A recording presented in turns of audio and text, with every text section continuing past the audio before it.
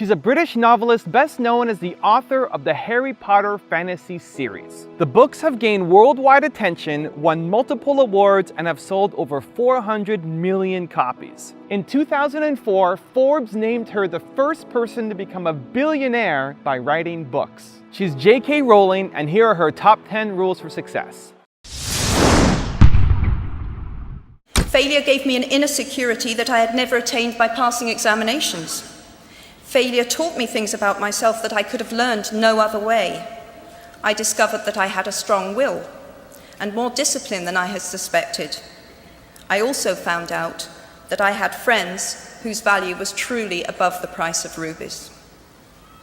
The knowledge that you have emerged wiser and stronger from setbacks means that you are, ever after, secure in your ability to survive. You will never truly know yourself or the strength of your relationships until both have been tested by adversity. Such knowledge is a true gift, for all that it is painfully won, and it has been worth more than any qualification I ever earned. I was on the train from Manchester to London, and it just came. Had something like that ever happened to you before? Yes, truthfully. I mean, other ideas had just come to me, because I think if you're a writer, and that's what you spend a huge amount of time doing, ideas do come to you, but nothing had ever come so with such a, I thought, God, I'd love to write that. And when I got off the train, I went straight home and I started writing.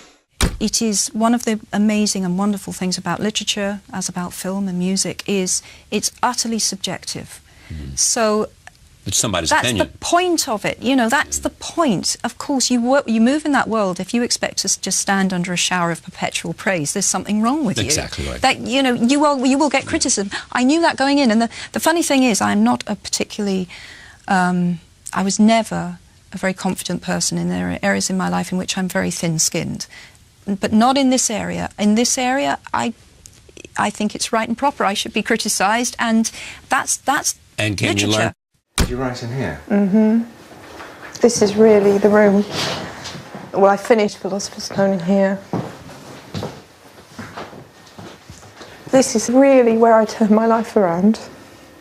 Completely. I mean, my life changed so much in this flat.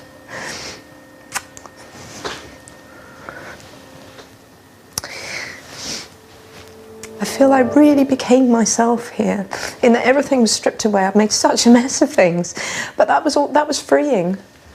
So I just thought, well, I want to write, so I write the book. And what is the worst that can happen? It gets turned down by every publisher in Britain, big deal. So, you know, it's really back to the wall time here. My bedroom's a lot, my bedroom, the bedroom is a lot tidier now, God. God, that's much. This was a tip when I lived here. Oh, look, Harry Potter books. Now that's really freaky.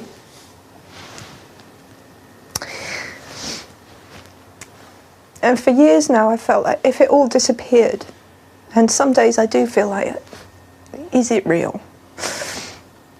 Then this is where I would come back to, you know, this would be my baseline, I'd be back in Leith. And obviously, if I'd known that 10 years on, I'd come back here with a film crew, and there would be my published books in someone else's bookcase in this room. I mean, it's really incredible to me. It really, I mean, yes.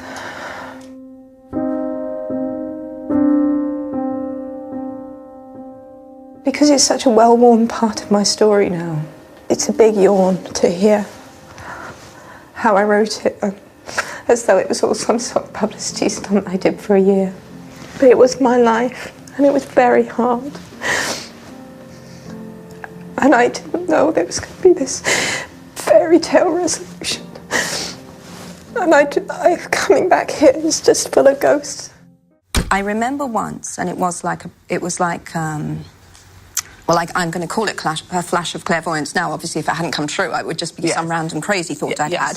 But I do remember one day, writing Philosopher's Stone, I was walking away from the cafe where I'd been working. Philosopher's Stone, which became Sorcerer's Stone, exactly. So that's the first novel. And I had this moment where I suddenly thought, it was like another voice speaking to me, and the voice said, the difficult thing's going to be to get published. If it's published, it will be huge. Wow. And that is exactly what it was. So there was some hint that the voice had said to you... Well, the thing is, you've got to believe, haven't you? Yes. You know, I was not the world's most secure person. I wasn't someone with an enormous amount of... In fact, I'd say I was someone with not much self-belief at all. And yet in this one thing in my life, I believed. That was the one thing in my life. I felt I can tell a story. There's always trepidation. I mean, I think that people might be surprised to know that I felt trepidation every time I produced a Potter book. You know, the weight of expectation there was I won't say crushing, it was extraordinary and wonderful to have that weight of expectation. You were but competing at times, with yourself. Yeah, and with the expectations, latterly, of millions of fans, all of whom were very invested in the story and wanted to see what they wanted to see. And I knew where I was going, and I had to put on mental blinkers a lot and just think, I know where I'm going, I must not be influenced by this. Given a time turner, I would tell my 21-year-old self that personal happiness lies in knowing that life is not a checklist of acquisition or achievement. Your qualifications, your CV, are not your life, though you will meet many people of my age and older who confuse the two. Life is difficult and complicated and beyond anyone's total control, and the humility to know that will enable you to survive its vicissitudes. I often get asked by younger readers what I would advise if you want to be a writer. This is the way I did it, so that's the only advice I can give. You've got to read as much as you possibly can, because that's the best way to recognise good writing and to learn what makes bad writing, and those are very good things. You'll probably go through a phase where you imitate your favourite writers. That's perfectly okay. That's another learning process. You resign yourself to writing lots and lots of rubbish. You just got to write that out of your system, and sooner or later you'll hit what you know you really should be doing and what is your genre. And perseverance. You've got to persevere, because it's a career with a lot of knockbacks, but the rewards are huge. I don't mean in the sense that if that's what you really want to do, to be able to do it lifelong is the best thing in the world. Very rewarding. But it's not a career for people who are easily discouraged, that's for sure. And to their parents, don't tell them it's unrealistic. Never say that. Because even if they're not published writing, well, writing is the passion of my life, so it's an important thing to do. I've always wanted to be a writer. And obviously, if you want to be a writer, you dream of supporting yourself through writing, definitely. But it is a bit of both, because I was very much aware that children's books, you do not... The possibility of supporting yourself solely by writing children's books is slim. That's the reality of it, and I was fully aware of that. So in that sense, this has all come as a huge, enormous shock. I'm delighted, because I always wanted to write and always have written, but my realistic side had not allowed me to dream of half of what's happened to me, truthfully. If you choose to use your status and influence to raise your voice on behalf of those who have no voice, if you choose to identify not only with the powerful but with the powerless, if you retain the ability to imagine yourself into the lives of those who do not have your advantages, then it will not only be your proud families who celebrate your existence, but thousands and millions of people whose reality you have helped change. We do not need magic to transform our world. We carry all the power we need inside ourselves already. We have the power to imagine better.